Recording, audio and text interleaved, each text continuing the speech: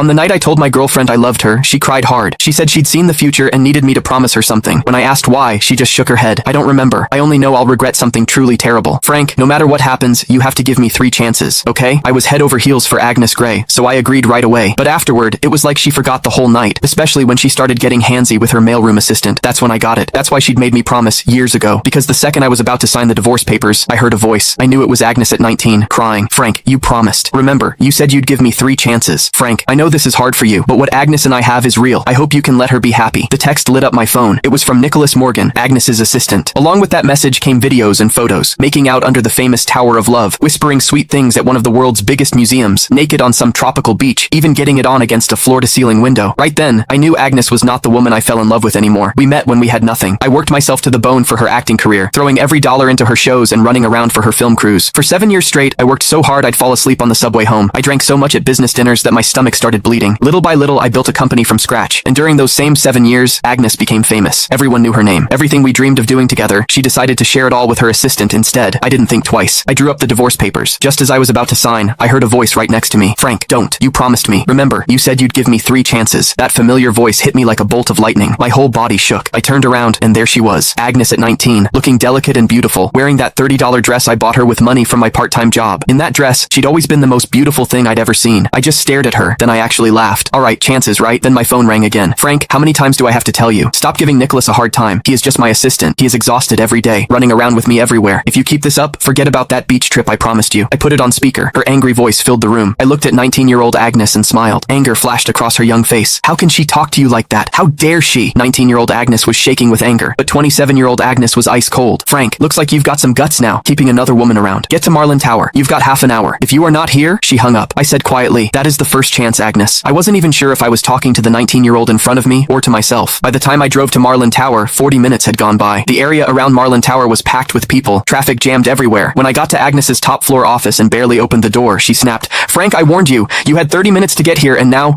I cut her off, turned around, and flopped onto the couch like I didn't care. Nicholas was there too. He kept his head down, eyes all red, his right hand holding his left wrist. My attitude seemed to set Agnes off. She slammed her hand on the desk. Frank, what is with that attitude? You still won't admit you were wrong? But before I could say anything, Nicholas jumped in. It is nothing really, just a watch. Don't blame Frank. That just made Agnes angrier. But instead of yelling at him, she held back and softened her voice. How can you say it is nothing? He is so petty. He even tried to steal the birthday gift he gave you. Don't worry, I am not taking his side. Then she turned back to me, her voice sharp as a knife. Frank, I am giving you one last chance. Give Nicholas his watch back. I'd lost count of how many times this had happened. No matter how many times Nicholas set me up, no matter what I said, it never mattered. The woman who used to trust me completely now only doubted me. Couldn't be bothered to argue. I stood up, took off the old watch from my wrist. Click the link in my bio to get the full story for free.